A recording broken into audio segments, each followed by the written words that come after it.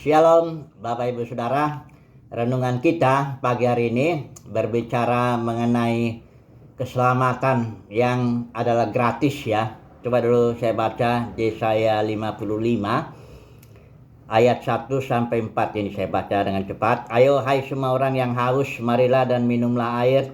Dan hai orang yang tidak mempunyai uang, marilah terimalah gandum tanpa uang pembeli dan makanlah juga anggur dan susu tanpa bayaran. Mengapakah kamu belanjakan uang untuk sesuatu yang bukan roti, dan upah jerih payahmu untuk sesuatu yang tidak mengenyangkan? Dengarkanlah aku, maka kamu akan makan yang baik. Kamu akan menikmati sajian yang paling lezat. Sendengkanlah telingamu dan datanglah kepadaku. Dengarkanlah, maka kamu akan hidup. Aku hendak mengikat perjanjian abadi dengan kamu menurut kasih setia yang teguh yang kujanjikan kepada Daud. Ayat 4, sesungguhnya aku telah menetapkan dia menjadi saksi bagi bangsa-bangsa, menjadi seorang raja dan pemerintah bagi suku-suku bangsa. Ini firman Tuhan untuk bangsa Israel. Nabi Yesaya diutus ya. Karena Israel ini cenderung menyembah berhala ya. Memang sebelum pembuangan itu Israel itu terus menerus ya. Bahkan dari Gunung Sinai itu, ketika Musa di atas Gunung Sinai, Israel itu sudah minta anak lembu emas. Tapi penyembahan berhala ini saudaraku tidak gratis ya. Kalau saudara melihat penyembahan berhala itu apa, sesajen itu orang ngasih apa. Bahkan di zaman itu anak-anak bayi daripada orang yang mengabdi kepada satu ilah tertentu itu dipersembahkan, dia dibakar gitu, anak bayi mereka itu ya. Itu mengerikan. Orang Israel kadang mengikuti hal seperti itu ya. Jadi intinya penyembahan berhala itu tidaklah gratis ya. Harus ada. Kalau kita istilah kita barangkali tumbal kali ya. Ada tumbalnya lah ya. Tidak ada itu yang gratis-gratis kalau ikut penyembahan berhala. Tapi Tuhan, kalau mau ikut Tuhan Yesus itu gratis ya. Nah sekarang ternyata ada yang bilang, oh enggak, mengikut Tuhan tuh bayar harga katanya. Tunggu dulu ya, saya mau bicara dulu sebentar begini. Kalau hukum Taurat fungsinya memang prinsipnya jika seseorang melakukan ini maka dia akan ini. Jika engkau begini, engkau akan diberkati. Jika maka itu prinsip yang merupakan agama Yudaisme itu hanya simbol saja.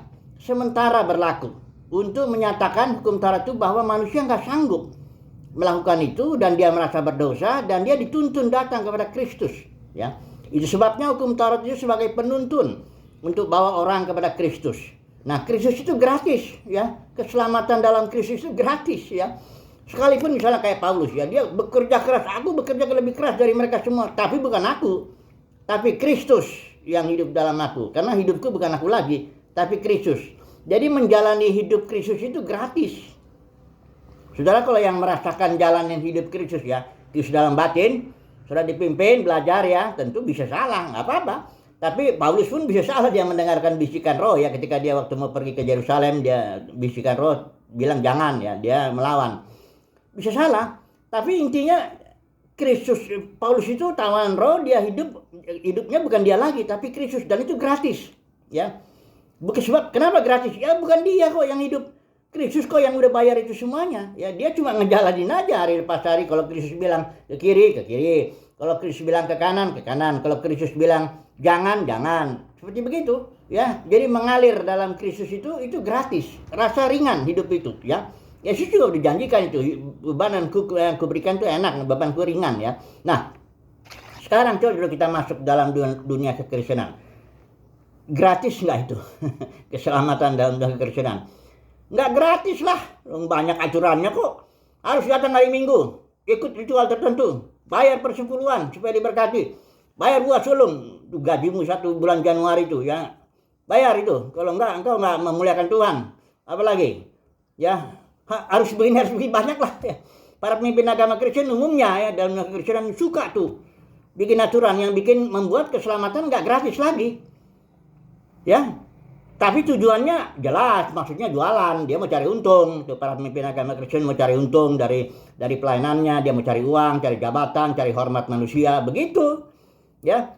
Nah itu sih nggak usah heran, karena Yesus juga waktu pelayanan Yesus itu di bait suci, dia lihat itu orang dagang tuh ya. Ahli Taurat, orang Farisi dagang itu. Dia kelihatannya melayani, dia bilang kalau kamu mau, karena kan orang Israel harus 3 kali datang ke Bait Suci. Hari Raya Pentakosta, Pasca Pentakosta dengan Tabernakel. Jadi susah kan bawa dombanya apa semua juga kalau dari tempat-tempat jauh. Jadi orang Farisi bilang, di sini sudah ada, kami sediakan domba-domba. Tapi yang dijual di pelataran sini, yang udah kami periksa tahir katanya. Kalau yang di luar kami nggak bisa jamin itu kan tahir atau tidak, atau dombanya tak bercacat atau tidak. Nah, jadi tapi harganya di dalam sini lebih mahal ya. Nah, inilah orang Farisi cari untung ya. Melayani tapi cari untung. Ya orang Israel senang-senang aja lah ya. Pokoknya ya udahlah, daripada saya repot, pokoknya saya bayar segini ya udah persembahkan ya. Tapi Yesus melihat, ini dasar ini kau jadikan rumah Bapakku jadi sarang penyamun ini. Kau kelihatannya melayani Tuhan. Kau bikin orang jadi gampang begini-begini, padahal kau dagang kau, jualan kau, cari uang kau. Wah, diobrak-abrik itu saudaraku. Saya nggak tahu ya, seandainya lah Yesus secara jasmani datang ke mimbar-mimbar minggu di gedung-gedung denominasi itu. Menurut saya sih ya, Yesus nggak berubah dia kan. Hari ini, kemarin, akan datang sama dia. Saya lihat sih dia akan obrak-abrik juga tuh. Kenapa? Banyak perdagangan di situ. Selalu kalau keselamatan, kalau engkau mau diberkati, kasih persepuluhan kok. Kalau engkau mau bertumbuh imanmu, harus datang ya hari Minggu ya. Tiap hari Minggu ya, di gedung ini ya. Harus rajin ya. Panas-panasin bangku denominasi apa semuanya. Itu dagang itu. Itu Yesus lihat masalahnya. Ya kalau orang jemaatnya domba-domba lugu nggak ngelihat ya, dia ikutin aja. Bagus lah, namanya juga pelayanan ya, harus ada harganya lah. Ini ya. Enggak gitu surat. Ini keselamatan, firman Tuhan bilang gratis. Saudara tinggal menjalanin hidup Kristus itu aja. Kristus dalam batin itu udah dibayar sama Yesus itu. Waktu Yesus itu mati bangkit juru sebelah kanan, dia mencurahkan Roh Kristus itu bayaran Yesus itu mahal sekali. Sudah dibayar, lunas ya. Just finish, sudah lunas. Kita tinggal ngejalanin aja hidup Kristus itu gratis ya. Hari ini, hari Minggu, kalau suruh Kristus suruh yang kumpul dengan keluarga, makan, minum, puji Tuhan di situ, kumpul, kerjakan itu. Hidup itu menjadi ringan, enak. Saya hidupnya enak sekarang ini. Karena kenapa? Saya ikutin Kristus saja. Mau apa dia? Saya ngalir aja. Saya nggak ambisi ngotot harus maksa diri begitu. Pakai target lagi gitu. Nggak ada. Kerjakan aja tiap hari ya. Sesuai pimpinan Kristus, gratis ya. Nah, ini yang poin pertama ya. Yang poin kedua di sini. Ayat 4. Sesungguhnya aku telah menetapkan dia menjadi saksi bagi bangsa-bangsa ya.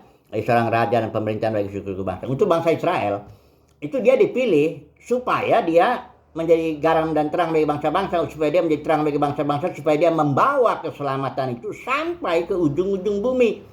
Itu tujuannya Tuhan itu pilih Israel. Bukan tujuannya pilih Israel untuk akhirnya buat Israel diberkati aja, bukan. Saudara lihat Abraham itu dipilih. Bagaimana pilihan Tuhan itu? Tuhan bilang aku akan berkati engkau supaya dan engkau akan jadi berkat bagi seluruh kaum di muka bumi. Itu tujuan pemilihan ya. Bukan supaya diberkati terus sudah di situ, enggak gitu. Nah, jadi kalau kita terapkan dalam kekristenan ini. Saudara dan saya diberkati sudah ya. Jangan percaya kalau saudara harus ngasih persepuluhan dulu baru diberkati finansialmu. Jangan percaya kalau saudara harus ngasih buah sulung dulu uang itu bulan Januari itu supaya kau nanti memuliakan Tuhan. Nah, begitu. Engkau sudah diberkati. Engkau sudah garam dan terang. Hanya sekarang belajarlah berlaku sebagai garam dan terang. Belajarlah menjadi orang yang menjadi berkat bagi orang lain. Ya, ikuti Kristus dalam batin itu saja. Ya. Nah, sekarang kalau sudah begitu, ya sudah diberkati. Banyak orang Kristen pikir ini, aku dipilih Tuhan. Nanti aku pergi ke surga sana, nunjau di sana, ya. Nyanyi-nyanyi saya di sana selama-lamanya, muji-muji Tuhan. Terus sebagian orang dilempar ke neraka. Lama-lamanya juga di sana menggeliat-geliat gitu kan. Tujuan itu pemilihan itu bukan begitu. Tuhan memilih kita tujuannya supaya kita membawa keselamatan sampai ke ujung bumi. Yesus bilang, bukan kamu yang pilih aku yang pilih kamu supaya kamu pergi dan menghasilkan buah. Ya, nggak pernah itu dipilih supaya dibawa lempar ke surga selama-lamanya nyanyi. Dan sebagian yang gak dipilih dilempar ke neraka selama-lamanya. Itu doktrin konyol tuh. Doktrin mengerikan ya. Dan yang gak ada di Alkitab bilang begitu. Ya.